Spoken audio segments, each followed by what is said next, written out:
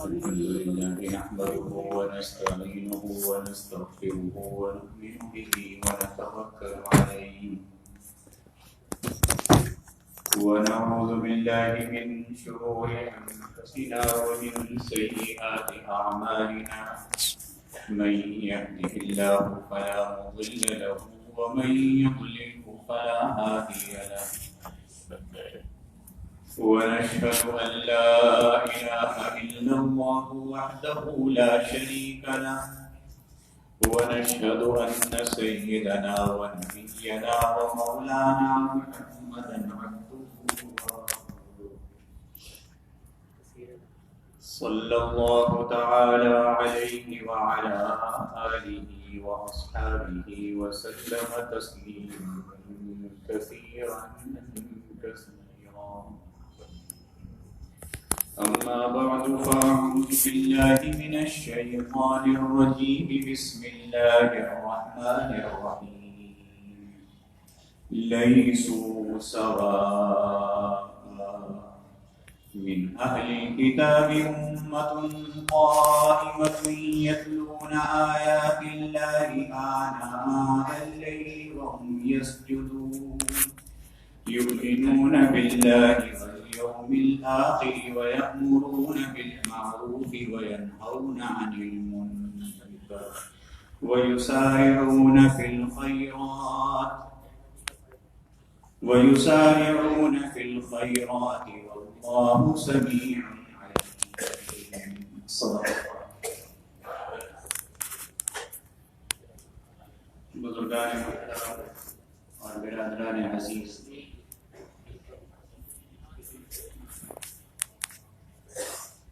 پہلی آیتوں میں بھی یہود کے متعلق ان کا تذکرہ ہو رہا تھا،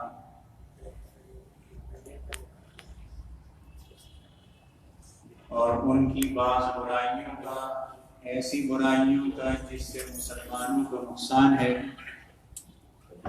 اللہ رب العزت کی نافرمانی ہے، اس کے رسول کی نافرمانی ہے، اس کا ذکر ہو. اور ان آیتوں میں اللہ رب العزت یہود کے بعض افراد کی تعریف فرما رہے ہیں. اس سے ایک بات یہ بھی معلوم ہو گئی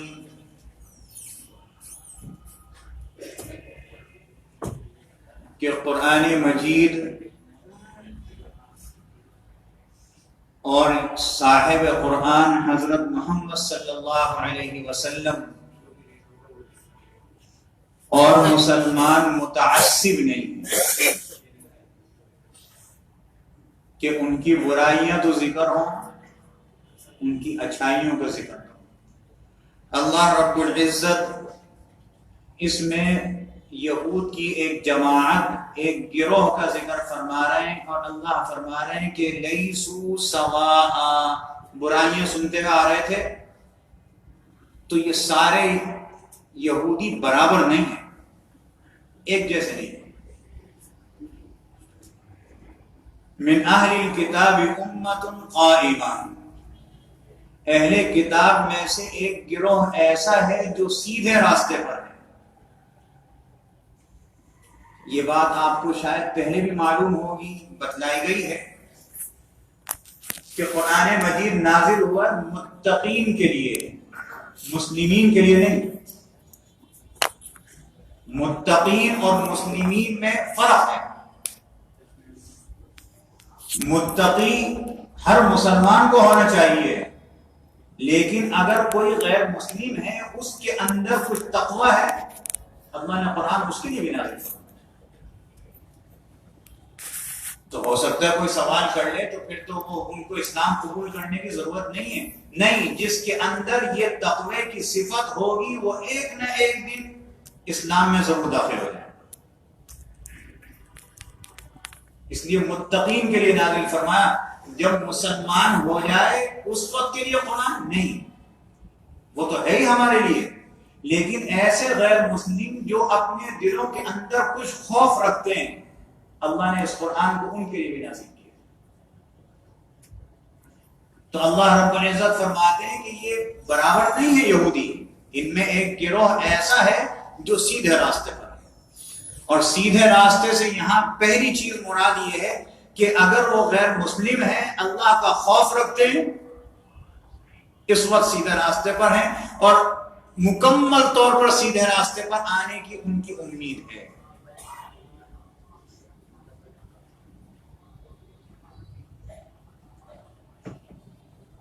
یتلون آیات اللہ، اللہ ان کی تعریف کر رہا ہے کہ یہ اللہ کی آیتوں کو تلاوت کرتے ہیں آناء اللیل، رات کے پہر میں، رات کی تاریکی میں۔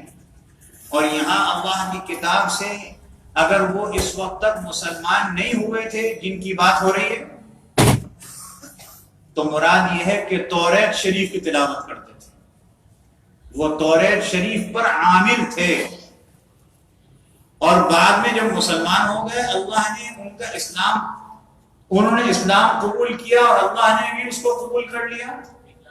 تو اس سے مراد یہ ہے کہ رات کے اندھیرے میں قرآن مجید کی تلاوت کرتے ہیں۔ دونوں تفسیریں ہیں، جب تک نہیں ہوئے تھے۔ یہ کون لوگ ہیں؟ چند لوگ ہیں انگلیوں پر گننے والے، حضرت عبداللہ ابن سلام، حضرت اسد، حضرت اسید رضی اللہ عنہم اور ان کے کچھ ساتھی، یہ یہودیوں میں سے تھے، اور حضرت سلمان فارسی اور دیگر حضرات رضی اللہ عنہم اجمعین بعض نصارہ میں سے تھے، انہوں نے اسلام قبول کیا۔ اور کیسے پیرائی میں کیا؟ حضرت عبداللہ ابن سلام رضی اللہ عنہ کے متعلق آتا ہے کہ کھجور کے درخت پر کام کر رہے تھے، توریت کے عالم تھے، بہت بڑے عالم تھے۔ چرچا ہوا کہ محمد آ گئے، یہ درخت پہ سے آئے، کھجوریں ہاتھ میں ہیں، وہی کھجوریں توڑ رہے تھے، حضور علیہ الصلوۃ والسلام کے پاس آ گئے، ہدیہ پیش کیا اور شکل دیکھتے ہی اسلام قبول کر لیا۔ بتلایا کہ میں ایک یہودی ہوں، یہودی تھا، بہت بڑا ان کا عالم تھا، توریت مجھے یاد ہے، اس کے احکامات پر عمل کرتا ہوں اور اس طریقے سے اپنی قوم کو بتلاتا ہوں۔ حضور علیہ الصلوۃ والسلام نے ارشاد فرمایا اب میں یہودیوں سے یہ بات کہوں کہ تمہارا سردار، تمہارا عالم عبداللہ ابن سلام مسلمان ہو گیا، تم بھی مسلمان ہو جاؤ۔ فرمایا عرض کیا یا رسول اللہ صلی اللہ علیہ وسلم ایسا نہیں، تھوڑا سا ان کی خصلت آپ کو معلوم ہو جائے، گھر کا بھیدی ہے نا، خصلت معلوم ہے۔ کیا خصلت ہے؟ آپ مجھے پردے کے پیچھے بٹھائیے، یہودیوں کو بلائیے، ان سے کہیے عبداللہ ابن سلام کو کیسا تصور کرتے ہو۔ بلایا گیا، حضور علیہ الصلوۃ والسلام نے پوچھا، یہودی نے جواب دیا بڑا کریم ہے، کریم کا بیٹا ہے، بڑا عالم ہے، بڑے عالم کا بیٹا ہے، بہت با اخلاق ہے، بہت با اخلاق شخص کا بیٹا ہے۔ حضور علیہ الصلوۃ والسلام نے پوچھا بھائی اگر وہ مسلمان ہو جائے تو تم اسلام قبول کر لو گے؟ کہا اول تو یہ ہو نہیں سکتا وہ مسلمان ہو جائے۔ تو حضرت عبداللہ ابن سلام رضی اللہ عنہ پردے کے پیچھے سے آئے، کلمہ پڑھتے رہے، اشہد ان لا الہ الا اللہ واشہد ان محمدا عبدہ ورسولہ، کہ میں نے اسلام قبول کر لیا۔ یہ جو کہہ رہے تھے بڑا کریم ہے، بڑے کریم کا بیٹا ہے، کہنے کہ بڑا خبیث ہے، بڑا خبیث کا بیٹا ہے۔ کہا تھا بڑا عالم ہے، بڑے عالم کا بیٹا، اس نے کہا یہ سب سے بڑا جاہل ہے، اس کا باپ بھی بہت بڑا جاہل ہے۔ یہ خصلت معلوم ہوئی نا حضور علیہ الصلوۃ والسلام کو، کہا کہ دیکھیے یہ ہے، اور یہودیوں کی خصلت یہی ہے۔ اور حضرت سلمان فارسی رضی اللہ تعالی عنہ نے کس طرح اسلام قبول کیا، یہ پورا ایک لمبا قصہ پہلے بھی آپ کے سامنے بیان ہوا ہے کہ یہ آتش پرست تھے، پھر بت بھی بیچتے تھے، بتوں کو بناتے بھی تھے، باپ کا بت خانہ تھا، بھاگ گئے باپ کے گھر سے، بڑی عمر ہو گئی تھی، ایک عیسائی پادری کے پاس اس کا دیکھا، وہ مرتے وقت پتہ چلا یہ تو بڑا خائن ہے، دوسرے کے پاس، تیسرے کے پاس، آخر والے نے کہا تم ایسا کرو کہ یثرب جاؤ، وہاں ایک نبی آخر الزمان آئیں گے، اگر تمہاری زندگی میں آ جائیں تو ان پر ایمان لاؤ۔ غلام بنا کے مدینے لائے گئے۔ مدینے میں یہودی کے ہاں ملازمت کرتے ہیں، اور پھر جب حضور علیہ الصلوۃ والسلام مدینہ منورہ تشریف لائے، چرچا ہوا، حاضر ہوئے، انہیں پتہ چلا تھا، انہیں پادری نے بتلایا تھا، بڑے عالم نے بتلایا تھا کہ یہ جو نبی آئے گا یہ ہدیہ قبول کر لے گا، صدقہ اپنے لیے قبول نہیں کرے۔ پہلی دفعہ گئے صدقہ لے گئے، حضور نے فرمایا میرے لیے جائز نہیں، دوسرے بیٹھے ان کو بجا دو، ان کو دے دیا۔ کئی دنوں کے بعد آئے، ہدیہ لے گئے، حضور علیہ السلام نے قبول فرما لیا، خود بھی تناول فرمایا، دوسروں کو بھی دیا۔ تیسری نشانی ان کو بتلائی گئی تھی کہ حضور علیہ السلام کے دونوں شانہ مبارک کے درمیان پشت پر ایک مہر ہے، جسم پر، اس پہ لکھا محمد رسول اللہ۔ یہ جا کے پیچھے بیٹھے، حضور علیہ السلام کو کچھ اندازہ ہوا ہی کہ یہ اس لیے آئے ہیں، آپ نے کمر پہ سے کپڑا ہٹا دیا، انہوں نے وہ دیکھا، اس کا بوسہ لیا، اسلام قبول کر لیا۔ غلام تھے، حضور علیہ السلام نے پھر ان کی آزادی کی فکر کی، 300 درخت لگائے اور ایک طے ہوا کہ اتنا مقدار میں سونا دیں میں آزاد کر دوں گا ان کے آقا نے کہا۔ سارے مسلمانوں نے جتن کیے، آزاد ہو گئے۔ 300 سال سے اوپر انہوں نے عمر پائی۔ فارس میں، ایران میں ان کی قبر ہے، حضرت سلمان فارسی رضی اللہ فرما رہے ہیں، ان کی تعریف فرما رہے ہیں کہ ایک جماعت ان میں ایسی ہے جو سیدھے راستے پر آئے، یتلون آیات اللہ آناء اللیل، اللہ کی آیتوں کو رات کے پہر میں تلاوت کرتے ہیں، وہم یسجدون، اور وہ لوگ اللہ کو سجدہ کرتے ہیں، یؤمنون باللہ، ایمان لاتے ہیں اللہ پر، والیوم الآخر، اور قیامت کے دن پر ایمان لاتے ہیں، وَيَأْمُرُونَ بِالْمَعْرُوفِ، اچھی باتوں کو پھیلاتے ہیں، وَيَنْهَوْنَ عَنِ الْمُنْكَرِ، برائی کی باتوں سے روکتے ہیں، وَيُسَارِعُونَ فِي الْخَيْرَاتِ، نیکی کے کاموں میں دوڑتے ہیں۔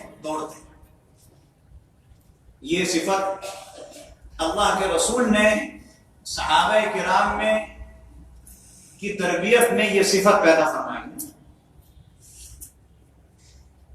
حضور اقدس صلی اللہ علیہ وسلم کو ایک جہاد کے موقع پر بڑی شدید ضرورت ہوئی نا چندے کی، صحابہ کرام سے فرمایا کہ بھئی اس جہاد کے لیے جتنا ہو سکے بڑھ چڑھ کر مدد کرو اللہ کی۔ حضرت فاروق اعظم رضی اللہ عنہ، تربیت دیکھیں حضور علیہ السلام کی۔ حضرت فاروق اعظم رضی اللہ عنہ نے سوچا، یہ حضرت صدیق اکبر رضی اللہ عنہ کے بہت گہرے دوست ہیں، گھر کے حالات پتہ ہیں۔ حضرت صدیق اکبر رضی اللہ عنہ کے اس وقت حالات کچھ اچھے نہیں تھے، حضرت فاروق اعظم کے بہت اچھے تھے، اس وقت مالدار آدمی تھے۔ انہوں نے کہا آج تو ابو بکر سے میں بازی لے جاؤں، نیکی کے کاموں میں سبقت کروں، دوڑوں گا، بازی لے جاؤں۔ حضور علیہ السلام کے پاس آئے اور اس زمانے کے لحاظ سے 20,000 درہم لے کر کے آئے۔ حضور علیہ السلام نے پوچھا عمر گھر کے لیے بھی کچھ چھوڑ کے آیا؟ عرض کیا یا رسول اللہ صلی اللہ علیہ وسلم آدھا لایا ہوں، آدھا گھر والوں کی ضرورت میں چھوڑا ہے۔ اللہ کے رسول نے فرمایا ہاں گھر والوں کا بھی ہوتا ہے، اللہ سب نہیں مانگتا، تم سے کچھ مانگتا ہے۔ وَمِمَّا رَزَقْنَاهُمْ يُنْفِقُونَ، اللہ کے دیے میں سے کچھ خرچ کرو۔ یہ بات کل بھی درس میں آئی تھی کہ اگر سب خرچ کر دو گے تو زکوٰۃ کہاں سے دو گے؟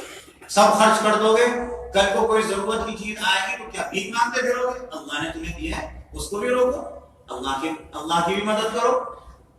انہوں نے کہا جی آدھا لایا ہوں، آدھا چھوڑا۔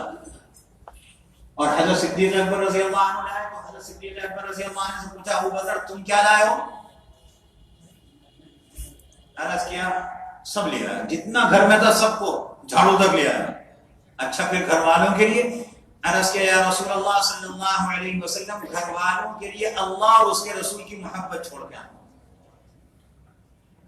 حضرت فاروق، اور وہ تھوڑا تھا مقدار میں، حضرت عمر جتنا لایا تھا اس سے بہت تھوڑا تھا.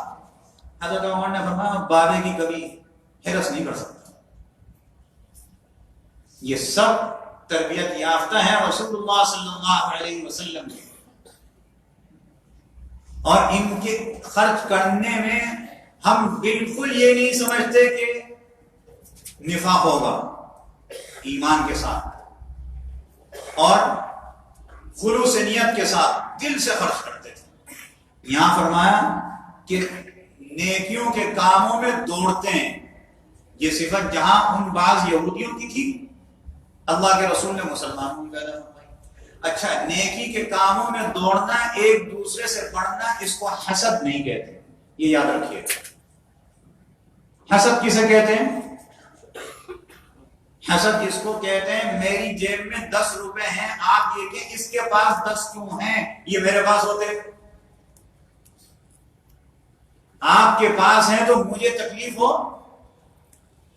اور میں یہ کہوں یہ تو میرے پاس ہونے چاہیے، اس کے پاس نہیں ہونے چاہیے. اس کو کہتے ہیں حسد. حسد اتنی بری روحانی، اتنی بری شیطانی بیماری ہے، ایسی شیطانی بیماری ہے کہ اگر یہ انسان کو اللہ نہ کرے لگ جائے، ہم مبتلا ہیں. آپ گھروں میں دیکھ لیجئے، آپ رشتہ داریوں میں دیکھ لیجئے، آپ کاروبار میں دیکھ لیجئے، آپ دنیا کے کسی بھی شعبے میں دیکھ لیجئے، اکثریت حسد میں مبتلا ہے. حسد، اور یہ حسد ایسی بیماری ہے اگر کسی کو لگ جائے تو اس شخص کو کوئی اور بیماری ہونے کی ضرورت نہیں ہے، بس یہی ایک بیماری اندر اندر اندر اندر اس کو پھیلا دے گی، مار دے گی. اور اس کی مثال دی گئی ایسی جیسے یہ لکڑی ہے، اس لکڑی میں اندر دیمک لگ جائے، اوپر سے کتنی خوبصورت ہے، پالش ہوئی ہے، اور ذرا سا آپ نے اس میں قلم لگایا، وہ سارا اندر سے کھول جائے، جھڑتا چلا جائے. باہر سے کتنی خوبصورت، اندر سے ختم. حسد کی بیماری لگ جائے کسی کو، انسان باہر سے بڑا ٹیپ ٹاپ میں نظر آئے گا لیکن اندر سے بالکل ختم ہو چکا ہوگا.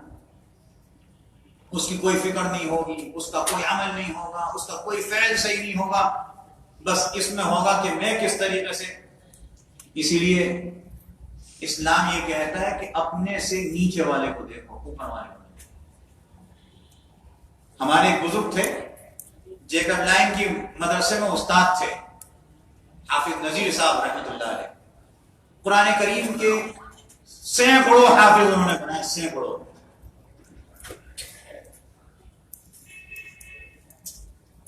ایک دفعہ فرمانے لگے کہ میرے اندر یہ مرض تھا کہ جب میں راستے میں چلتا تھا اپنے سے آگے کسی کو چلتا ہوا نہیں دیکھ سکتا تھا. اچھا، پھر کیا ہوتا تھا؟ فرمانے لگے پھر ہوتا یہ تھا کہ میں اور تیز قدم چلتا تھا، اتنے تیز قدم چلتا تھا وہ آگے والے کو پیچھے کر دیا کرتا. جب اس سے آگے پہنچتا تو دیکھتا ایک اور شخص جا رہا ہے، پھر تیز قدم بڑھاتا، اس کو بھی پیچھے کر دیتا. یہ اس زمانے کی بات ہو رہی ہے، پیدل چلا کرتے تھے. اب تو پیدل چلنا ہم لوگوں نے تقریباً ختم کر لیا، اور پیدل چلنا ختم ہوا ڈاکٹروں کے مزے آ رہے. کہتے تیسرے کو پیچھا کرتا، چوتھا اور نظر آتا، میں بڑے اس میں پریشان، یہ پھر مجھ سے آگے، پھر میں اس کو پیچھا کرتا. فائدہ مجھے یہ تھا کہ اپنی مقام پر، اپنی جگہ پر وقت سے پہلے پہنچ جاتا تھا، یہ فائدہ تھا. کہنے کا نقصان یہ تھا کہ 15 منٹ بیٹھ کے وہاں پہ انتظار کرتا تھا، کسی بات کرنے کے قابل نہیں ہوتا، اتنا سانس پھولا ہوا. اپنے سے ہمیشہ پیچھے والے کو دیکھنا چاہیے، ہمیشہ نیچے والے کو دیکھنا چاہیے. ہم کہیں کہ یہ ہمارے فلانے دوست ہیں، فلانے رشتہ دار ہیں، ان کا بینک بیلنس 1 کروڑ ہے تو میرے پاس 1.5 ہونا چاہیے. لگ جائیں آپ پیچھے، 1.5 پورے ہو جائیں گے، کوئی آگے 2 والا بھی نظر آئے گا،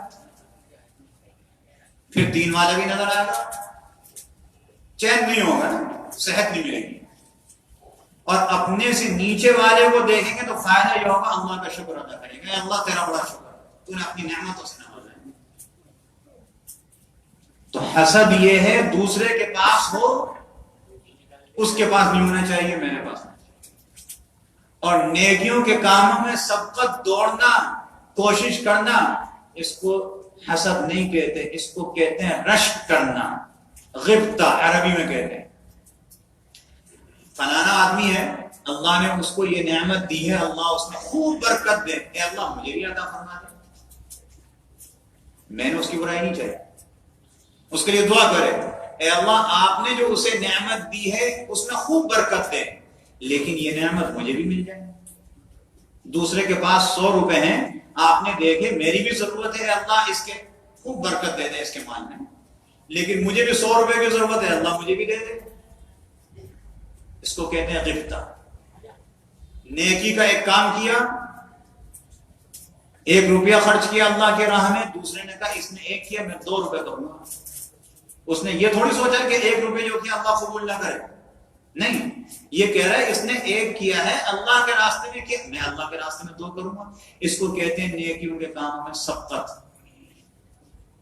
اور اللہ یہ فرما رہے ہیں کہ ان کے اندر یہ خوبی تھی کہ وہ نیکیوں کے کاموں میں سبقت کرتے تھے، اور یہی صفت اللہ کے رسول نے اپنے صحابہ رضی اللہ عنہم کے مزاج میں پیدا فرمائی تھی، اور پھر صحابہ سے آگے منتقل ہوتے ہوتے ہوتے آج بعض مسلمانوں کے اندر ہے۔ اللہ اس نیکیوں کی سبقت میں ہمیں بھی شامل فرما دے، اس دوڑ میں نا اللہ ہمیں بھی شامل فرما، اور اس غبطے میں اللہ ہمیں بھی شامل۔ یہ چند باتیں اس وقت عرض ہوئیں، باقی انشاءاللہ آئندہ جمعے۔ ایک مسئلہ، آج کل ہمارے اندر ایک کمزوری ہو گئی ہے سستی کی۔ میں دیکھتا ہوں فجر کی نماز میں، فجر سے پہلے کی 2 سنتیں اگر کسی کی رہ گئی، حکم کیا ہے فجر کی 2 سنتوں کا سمجھ لیجیے۔ اللہ کے رسول نے فرمایا، حضور علیہ الصلوۃ والسلام نے ارشاد فرمایا، فجر کی 2 سنتیں اتنی باعظمت ہیں کہ دنیا اور دنیا کے اندر جتنی بھی چیزیں ہیں سب سے بہتر، اتنی اہمیت ہے ان کی۔ حضور علیہ الصلوۃ والسلام نے صحابہ کرام کو تعلیم فرمایا تھا کہ اگر فجر کی نماز کے لیے آؤ، جماعت کھڑی ہو گئی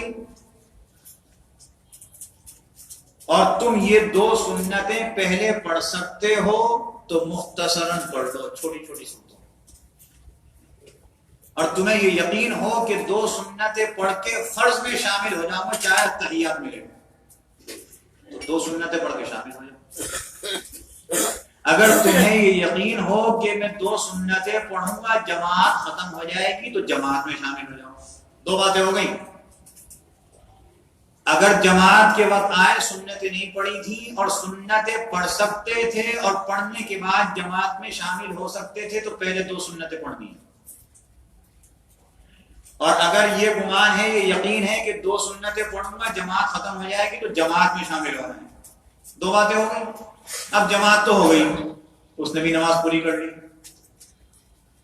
اب تیسرا مسئلہ یہ ہے کہ اب یہ فجر کی 2 سنتوں کا کیا ہوگا؟ یہ اتنی باعظمت ہے کہ اللہ نے اس کی قضا رکھی ہے، اور اس کی قضا رکھی ہے اس دن کی 2 سنتوں کی قضا اشراق سے لے کر زوال تک، اس درمیان میں پڑ جائے، یعنی جب سورج بلند ہو جائے، اشراق کا وقت ہو جائے، جو اشراق بھی پڑھتا ہے تو پہلے اس کو 2 سنتیں پڑھنی پڑے، بعد میں اشراق پڑھے۔ ہمارے اندر کیا سستی ہو گئی؟ جماعت ختم ہوئی، سلام پھیرتے ادھر کھڑا ہو کے 2 سنتیں پڑھ لی۔ آپ کو معلوم ہونا چاہیے رسول اللہ صلی اللہ علیہ وسلم نے فجر کی نماز کے بعد کسی قسم کی سنتیں، کسی قسم کی نفلیں پڑھنے سے منع فرمایا، مکروہ ہے جب تک کہ اشراق کا وقت نہ ہو جائے۔ اس لیے جو اس عادت میں مبتلا ہیں، دل میں تو یہ آیا تھا کہ فجر کے وقت یہ مسئلہ بیان کروں، لیکن پھر ایک بات اور ہے کہ میں اگر اس وقت کہوں گا 1-2 آدمی ایسے ہیں وہ سمجھیں گے کہ شاید ہمارے اوپر رکھ کے کہہ رہے ہیں۔ اب میں کسی کے اوپر رکھ کے نہیں کہہ رہا، میں تو کہہ رہا ہوں وہ لوگ جو سست ہیں ان کو کہہ رہا ہوں۔ تو اس لیے